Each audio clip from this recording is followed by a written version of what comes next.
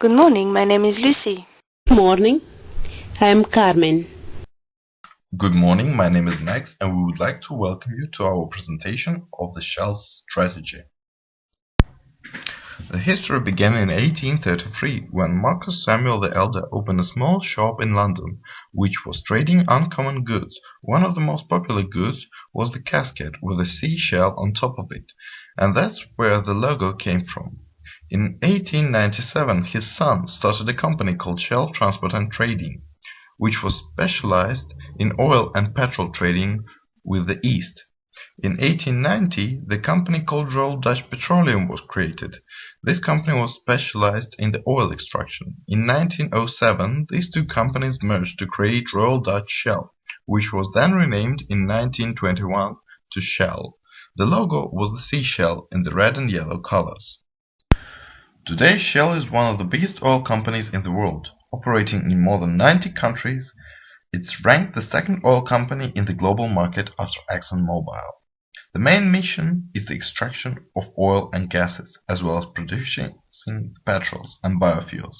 The company operates in consumer market with more than 44,000 service stations, as well as the industrial market. The market for oil is extremely regulated by the Organization of the Petroleum Exporting Countries, known as OPEC, and with the rapid industrial growth, this market grew extremely fast for the last 20 years, and this is the market where our company is operated. Now, to understand the global strategy of Shell, we need to focus on the markets Shell belongs to. That's why we are now going to talk about the market of fuels and petrol in the world in 2010, and first of all focus on the micro environment and then the macro environment. To understand the market in which Shell belongs to, we will start by the pastel analysis. This market has political opportunities as the need of fuel is common for each government.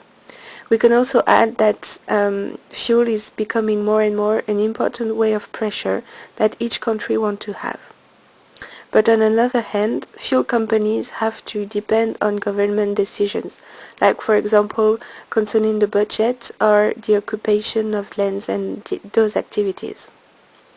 Concerning the economical aspects, we can say that it gives company an important profit margin due to the economies of scale they realize thanks to the massive market, which is worldwide. Also, we can add that the elasticity price is weak, as customers won't reduce a lot their consumption according to the price of fuel. But on another hand, there are important variations of the price of the barrel and a need of solid financial resources. About the social dimension, we can say that it has opportunities as there is a global growth of the population and a growth of the global consumption of fuel. However, companies might fear their sensitive reputation and the power of the media. According to the environmental aspect, it is thanks to a use of new sustainable energies in the desire of respecting the environment that it brings interesting market opportunities for those companies. Nevertheless, new competitors are going to appear on this new market, and there is pressure of institutions to protect environment, and this might slow down the development of certain companies. Finally, rapid changes and intense technological needs on one hand, and the strict regulation that aims to protect all workers, consumers, governments and the environment due to the danger of that sector are all threats posed by the technological and legal aspect and can affect companies in their process. Now we'll talk to you about the microenvironment of the Shell according to Porter's 5 forces point of view. I will start to tell you about the Shell's main competitors. The three main competitors of the Shell are ExxonMobil, BP and Chevron.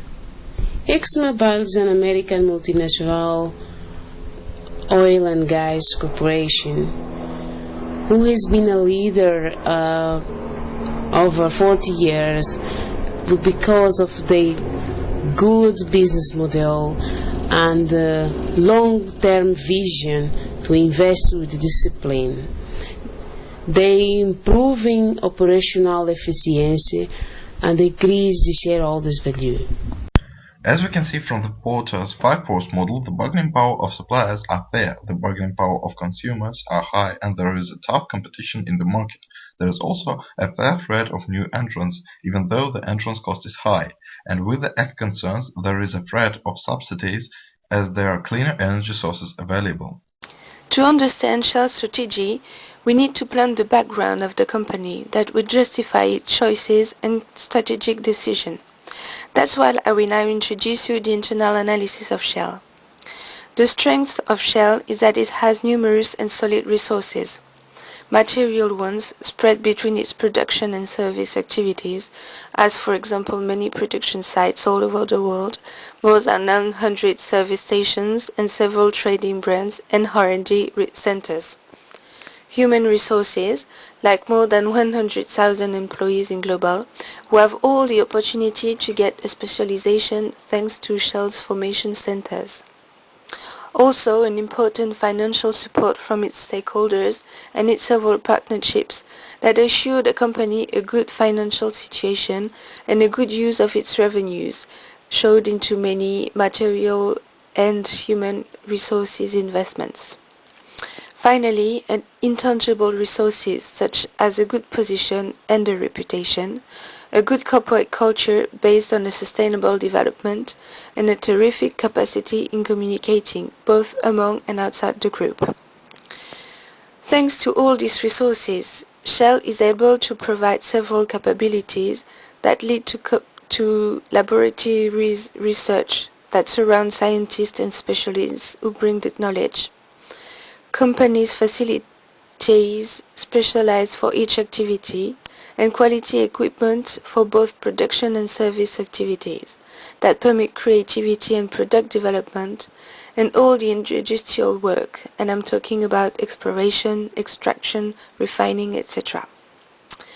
Finally, we are allowed to say that Shell's core competencies are its ability to explore for new sources of energy and extract in it, to produce and develop new sustainable energy, and to innovate in respect of the environment. To conclude, as all its characteristics are hard to imitate, we can say that Shell has a sustainable competitive advantage. The products the Shell is making are the follows. Raw oil, which is usually sold to the other petrol-producing companies, and right now is the least priority, as Shell have a lot of refinery plants to make petrol themselves, and this is much more profitable. In addition to petrol, Shell also make the lubricant oil. One of the new products for Shell is LPG, which is natural gas in liquid form, which is also the most eco-friendly energy source of the range. If we have a look at MN3027C applied to Shell, we'll see department high specialization in terms of structure, environmental strategy, technology and innovation in terms of strategy, research and development, technology, safety, security and environment in terms of skills, more than 1,000 people of staff, management style of steady production in terms of styles, saying continuous improvement in terms of system, and environmental sustainability in terms of superordinate goals. To conclude, we can now say that Shell's strategy is to differentiate to a wide variety of products because the market is changing very rapidly, and they have to be ready for this change, as the main product oil is becoming less popular and also the oil reserves are running low, and there are new cleaner sources becoming more popular. The strength of Shell is its place in the market, as it have a large market share and a famous brand, so people trust this company. The main weakness, however, right now, is that the company could not be as efficient as its competitors, and in this competitive market, such a thing could create a very big problem. This will conclude our presentation. Thank you for listening. Now, if you have any questions, we will be happy to answer them.